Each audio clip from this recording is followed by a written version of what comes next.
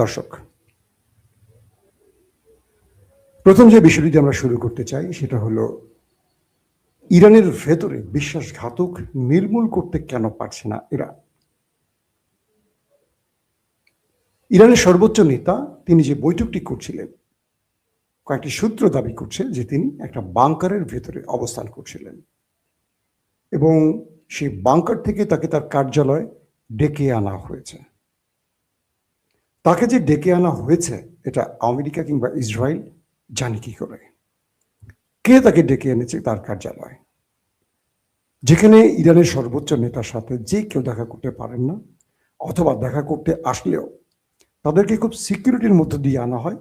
অনেককে চোখ বেঁধেও নাকি আনা হয়, যারা তার লোকেশন ট্র্যাক করতে না পারে। মানে ইরানের ভেতরেও শীর্ষ পর্যায়ের লোকদেরও চোখ বেঁধে আনা হয় যাতে লোকেশন অবস্থান বুঝতে না পারে। এরকম তথ্য কিছু কিছু আউটলেট দিয়েছে। তাহলে ইরানের সর্বোচ্চ নেতা একটা জায়গায় মিটিং করছেন, তার সাথে ইরানের সর্বোচ্চ 40 জন শীর্ষ ব্যক্তি একসাথে উপস্থিত।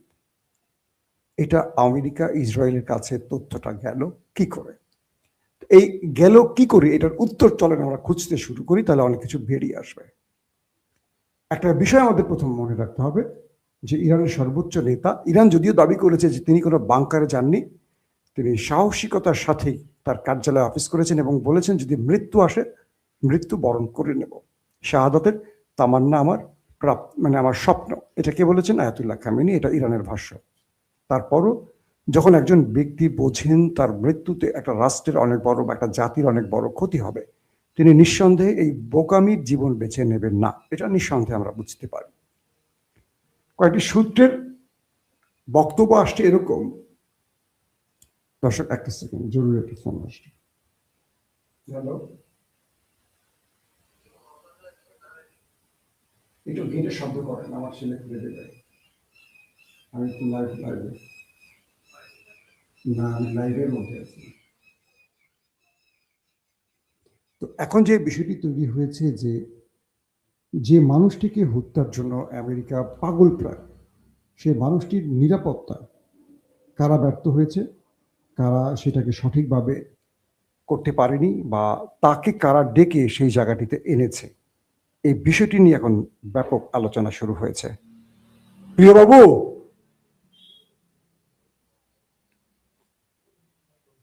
দর্শক, একটা ব্যাপার আমাদের একটু স্মরণ করে নিতে হবে। আমি একটু আপনাদেরকে বিরক্ত করলাম, আমার একটা জরুরি ফোন এসেছিল হঠাৎ করে, সেটার জন্য।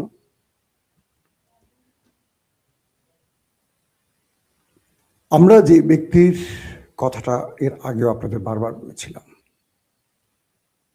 ইসমাইল কানি, আপনারা তার ছবিটা অনেকে জানেন, তাকে চেনেন। ইসমাইল কানিকে, এই ব্যক্তিকে বারবারই সন্দেহ করা হচ্ছে বিশ্বাসঘাতক হিসেবে।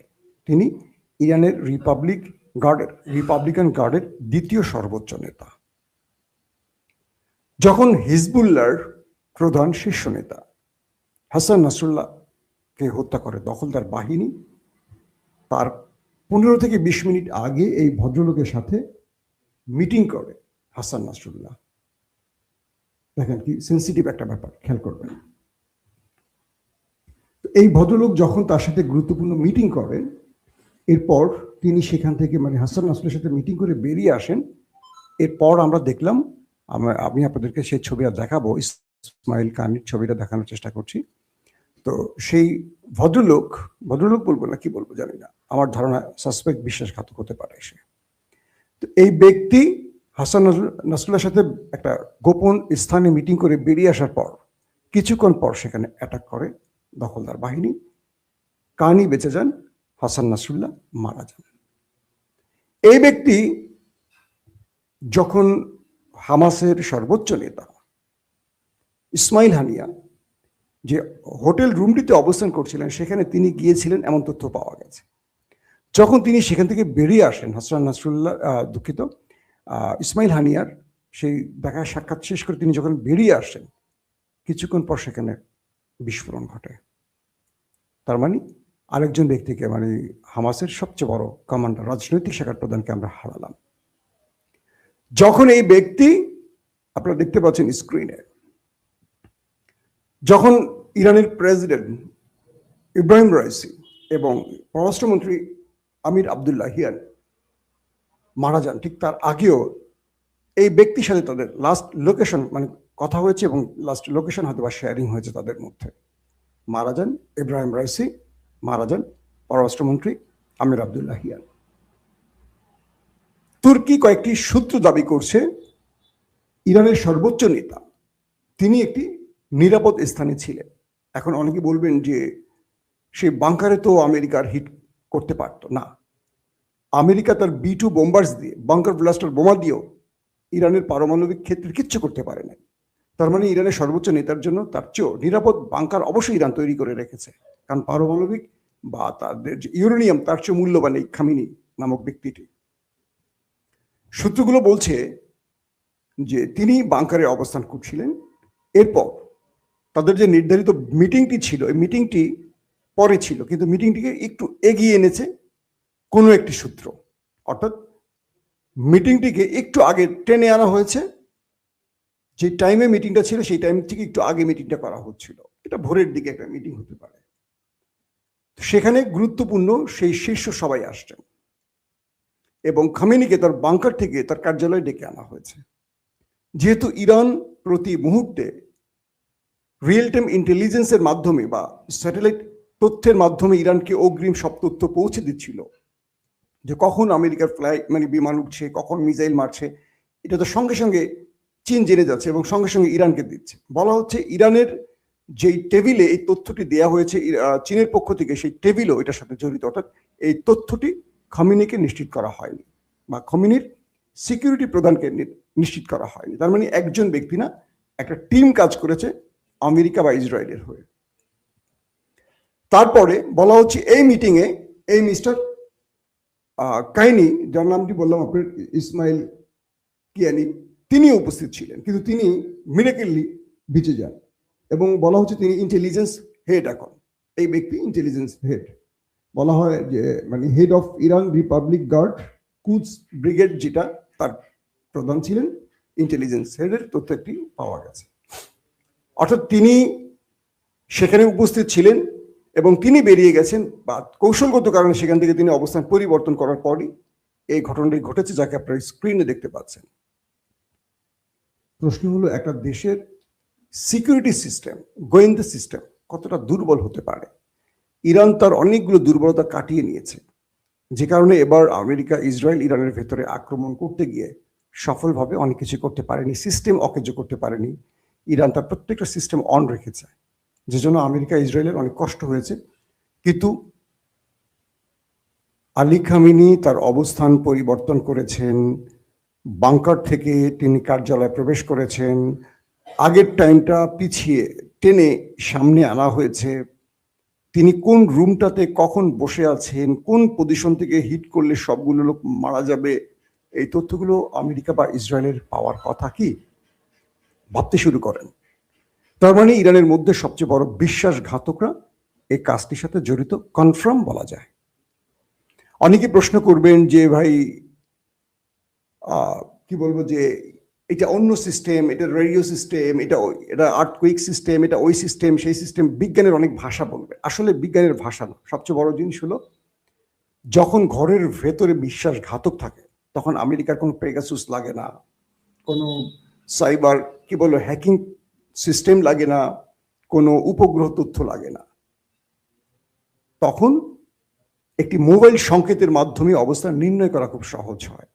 ধরেন আমার 4 জন বডিগার্ড আছে, সবাইকে আমি বলছি যে আমার জীবনের প্রয়োজনে কেউ মোবাইল ইউজ করবা না, তোমরা সবাই এই মোবাইল টাইপটা বা এটা তোমরা ব্যবহার করো, এটাতে আমাদের নিজের তৈরি। কিন্তু এর মধ্যে একজন জিপিএস অন করে রেখেছেন, কারণ তার সাথে আমেরিকার চুক্তি আগে থেকে আছে, কারণ সে আমার বডিগার্ড, তো তার অবস্থান মানে আমার অবস্থান বোঝা যাচ্ছে। এই তো এই ব্যক্তিকে সন্দেহের তালিকায় রাখা হয়েছে। আমি সূত্র ধরে খবরগুলো দিয়েছি, এটা আমার বানানো বা মন গড়া তথ্য না। আপনার হয়তো আমি আজকে দিয়েছি, কাল পরশু থেকে এর নামটা দেখবেন আলোচনায় চলে আসবে। তো এখন এই পদ্ধতিতে ইরানের শীর্ষ নেতাকে বাংকার থেকে তার কার্যালয়ে টেনে আনা হয় এবং সেখানেই আঘাতটা করা হয়। দুঃখজনক হলেও সত্য, শুধু আলী খামেনি না, ইরানের শীর্ষ সবগুলো ব্যক্তি শাহাদাত বরণ করেছেন। সেনা প্রধান, IRGC প্রধান, গোয়েন্দা প্রধান, প্রতিরক্ষা মন্ত্রী, মানে একদম গুরুত্বপূর্ণ সব ব্যক্তি। এখন আপনারা হয়তো অবাক হবেন বা কষ্ট পাবেন যে ভাই তাহলে তো ইরান হেরে গেছে। না, বিগত 12 দিনের যুদ্ধে ইরানের টপমোস্ট 20 জনকে মেরে ফেলেছিল। সেখানেও IRGC, বিমান, নৌ প্রধানরাও ছিলেন। প্রত্যেকের বিকল্প ইরান কয়েক ঘন্টার মধ্যে তৈরি করে ফেলেছে। আমি বিশ্বাস করি ইরান এদের বিকল্প তৈরি করে ফেলেছে এবং তারা অপারেশন শুরু করে দিয়েছে। কিন্তু দুঃখজনক হলেও ইরান যুদ্ধের আগে তার বিশ্বাসঘাতকে শেষ করতে পারে না। আরো মানে দুর্বল বা দূরের বিশ্বাসঘাতকগুলো শেষ করেছে, এটা মোটামুটি কনফার্ম। কিন্তু সবচেয়ে কাছের বিশ্বাসঘাতকটাকে হয়তোবা নির্মূল করতে পারেনি বলে আজকে অনেক বড় মাসুল দিল ইসলামিক প্রজাতন্ত্র ইরান। দর্শক, খামেনিকে হত্যার পর IRGCর নতুন কমান্ডার নিয়োগ হয়ে গেছে, আমরা শুনতে পেরেছি। সব সেক্টরে নতুন ব্যক্তি বসছেন এবং প্রেসিডেন্ট মাসুদ পেজেশকিয়ান অল্পতে বেঁচে গেছেন, কারণ তার উপরও অ্যাটাক হয়েছে। তিনি বেঁচে ফিরে জাতির উদ্দেশ্যে ভাষণ দিয়েছেন। এরপর তিনি বলেছেন, আমরা শত্রুকে ইতিহাসের সর্বোচ্চ মূল্য চুকাতে বাধ্য করব। ইরান তার জীবনের সবচেয়ে বড় আঘাত করতে যাচ্ছে। তারপরেই আমরা দেখলাম ইরান বৃষ্টির মতো অ্যাটাক শুরু করেছে। আমরা দেখেছি ইসরায়েল, এই একটু আগে আমি দেখলাম আমার চ্যানেলে আরেকটা সংকেত চলে এসছে, ওয়ার্নিং আসা পড়ছে পূর্বের একটা ভিডিওর নাম দিয়ে। কতক্ষণ টিকে রাখা যায় জানি না, আল্লাহ ভালো জানে, দোয়া করবেন। তো এখন যে বিষয়টি তৈরি হয়েছে যে ওই দেশটির মধ্যে ইসরায়েল বৃষ্টির মতো মিসাইল মারছে, ব্যালিস্টিক ভার্সেস হাইপারসনিক। কয়েকটি তথ্য দেখলাম, বেত শেমের মতো কয়েকটি অঞ্চলে, হাইফা বলি, তেল আবিব বলি, বেত শেম বলি, গুরুত্বপূর্ণ কয়েকটি জায়গাতে ব্যাপক ধ্বংসলীলার ছবি ইতিমধ্যে গণমাধ্যমে এসছে। এবং কয়েকটি গুরুত্বপূর্ণ আন্তর্জাতিক গণমাধ্যম দাবি করেছে এ পর্যন্ত সেই দেশটির বুঝছেন তো 12 জনের মৃত্যুর খবর পাওয়া গেছে এবং বহু লোক এখনো ধ্বংসস্তূপের নিচে আছে। এবং যারা জীবন বাঁচাতে বাংকারে আশ্রয় নিয়েছে, সেই বাংকারের মধ্যে হিট করেছে ইরান এবং সেই বাংকারের ভেতরে হিট করার কারণে বহু লোক তো মারা গেছে, পাশাপাশি ভেতরে অনেক লোক আটকে পড়েছে। মানে তাদের উদ্ধারের পর জানা যাবে মৃতের সংখ্যাটা কত। তার মানে এই সংখ্যাটা অনেক হওয়ার সম্ভাবনা বেশি। তারপরও তারা মিথ্যা বলবে, জাতিকে দেখাবে যে না আমাদের কিছু হয়নি।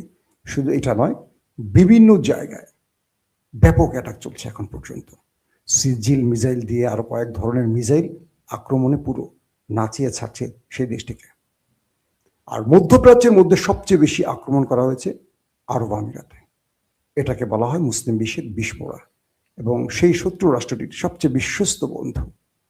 এবং আরব আমিরাতে ফ্রান্সের সামরিক ঘাঁটিতে, মার্কিন সামরিক ঘাঁটিতে এবং সেই রাষ্ট্রটির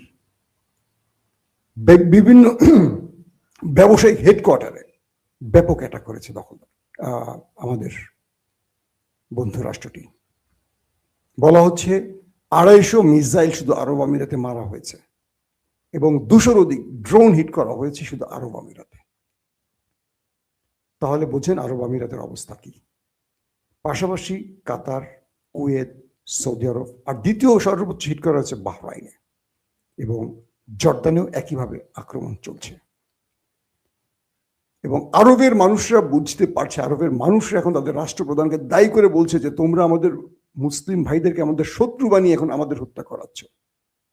তোমরা তাদের সাথে বন্ধুত্ব করছো যারা আমাদের শত্রু, আর তাদেরকে তোমরা মানে আমাদের ভাইদেরকে তোমরা মেরে তারা তামাশা দেখছো। এখন আরবের রাষ্ট্রগুলো টেনশনে পড়ে গেছে। বলা হচ্ছে অনেক রাষ্ট্রপ্রধান, মোহাম্মদ বিন সালমান, মোহাম্মদ বিন জায়েদ, এরকম বড় বড় ব্যক্তিরা তাদের নিজেদের প্রাসাদ ছেড়ে আত্মগোপনে চলে গেছেন, সেটা বাংকারে বা মাটির নিচে কোনো করতে আল্লাহ ভালো জানে। তারা কেউ তাদের মূল বাসভবনে অবস্থান করছেন না, এমনও তথ্য আসছে বিভিন্ন আরবিয়ান আউটলেটে। তো সবকিছু মিলে ইরান যে খেলা শুরু করেছে বা যে পাগলামি শুরু করেছে বা যে ঝড়ের গতিতে অ্যাটাক শুরু করেছে, এতে করে মার্কিন যুক্তরাষ্ট্রের 27টি সেনা ঘাঁটিকে তারা টার্গেট করেছে। 6টি রাষ্ট্র কিন্তু 27টি ঘাঁটি তারা টার্গেট করেছে। বলা হচ্ছে এই সংখ্যাটা আরো বাড়ছে। আমেরিকার পক্ষ থেকে এই পর্যন্ত তাদের বেশ কজন হাফ ডজনের মতো সেনা নিহতের তথ্য পাওয়া গেছে। আমেরিকা এই পর্যন্ত প্রথম তারা স্বীকার করেছে এবং তারা নিজেরাই বলেছে এই প্রথম ইরানের হাতে আমাদের প্রথম দফায় আসতে 3, এই কিছুক্ষণ আগে দেখলাম যে 5 বলা হচ্ছে, কারণ বেশ কজন আহত হয়েছে, নিহত হয়েছে। আর ইরান দাবি করেছে তারা মার্কিন প্রায় 250 সেনাকে ওপারে পাঠিয়েছে। এটা ইরানের দাবি, কারণ আমেরিকা আস্তে আস্তে সেটা স্বীকার করবে কিনা, বাড়াবে কিনা, সেটা সময়ের আলোকে বোঝা যাবে। পাশাপাশি আমেরিকা দাবি করেছে তারা ইরানের একটি যুদ্ধ জাহাজকে ক্ষতিগ্রস্ত করেছে অ্যাটাক করে। আর ইরান দাবি করেছে মার্কিন সবচেয়ে বড় অহংকারের যেই আব্রাহাম লিঙ্কন, এটাকে তারা টার্গেট করেছে এবং 4টি ব্যালিস্টিক মিসাইল ছুড়েছে তার উপর, এবং বলেছে তারা একটি যুদ্ধ জাহাজকেও উড়িয়ে দিয়ে ডুবিয়ে দিয়েছে আমেরিকার। এটা কে বলছে? ইরান বলছে। পাশাপাশি মার্কিন ড্রোন ভূপাতিত করেছে, এবং আজকে আমরা যে সময় লাইভটি করছি এখন পর্যন্ত ইরান বিভিন্ন সেক্টরে অ্যাটাক করে যাচ্ছে, এবং ইরানের আইআরজিসির পক্ষ থেকে বা ইরানের প্রেসিডেন্টের পক্ষ থেকে সর্বোচ্চ প্রতিশোধের ঘোষণা চলে এসছে। এবং সেই ঘোষণার পর থেকে ইরান তাদের যারা মারা গেছে সেই শোকটা ভুলে, সেই শোক থেকে শক্তি সঞ্চয় করে এখন পাল্টা প্রতিরোধ করছে। একদিকে তাদের প্রতিরোধ ঠেকাতে হচ্ছে ইরানকে, দ্বিতীয় তাদের আঘাত করতে হচ্ছে, তাও কি বিশ্বের শক্তিধর অস্ত্রের মালিক 2টো দেশের বিরুদ্ধে। সঙ্গে আরব রাষ্ট্রগুলো, বিশ্বাসঘাতক বা ভীতু কাপুরুষ আরব রাষ্ট্রগুলো, সবচেয়ে মজার বিষয়টি দেখেন, যারা আমেরিকাকে পেট্রোডলার দিয়ে বাঁচিয়ে রেখেছে, আমেরিকার অর্থনীতিকে বাঁচিয়ে রেখেছে যে আরব, সে আরব আজকে দেখলো যে ইরানের কোনো মিসাইল থেকে তারা রক্ষা পাচ্ছে না।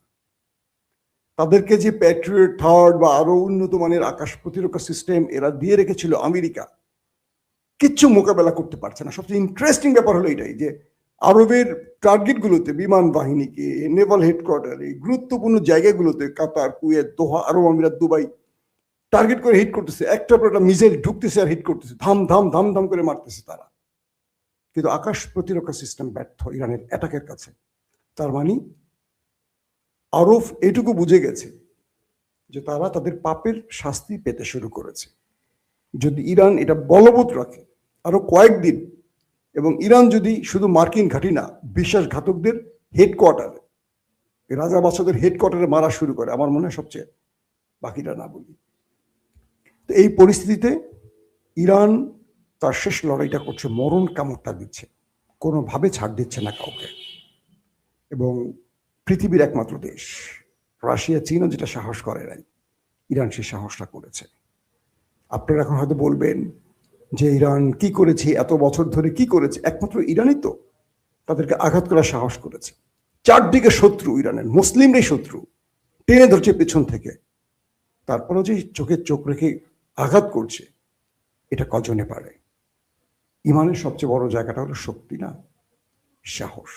বুকে আল্লাহর শক্তি সঞ্চয় করে সাহস। আল্লাহ রসুল 313 জন বা 15 জন নিয়ে বদরে মুখোমুখি হয়েছেন বিশাল বাহিনীর বিরুদ্ধে, যেখানে তার কাছে নামে মাত্র কোনো অস্ত্র ছিল না। বিজয় দেওয়ার মালিক আল্লাহ, এটাকে মনে রাখতে হবে। আপনার কাছে আধুনিক কি আছে না আছে, তার চেয়ে বড় জিনিস হলো বিজয় দেওয়ার মালিক আল্লাহ। সব থাকার পরও গতবার ওই দেশটি পরাজিত হয়েছিল 12 দিনের যুদ্ধে, পরে আমেরিকার পা ধরে যুদ্ধবিরতি ঘটিয়েছে।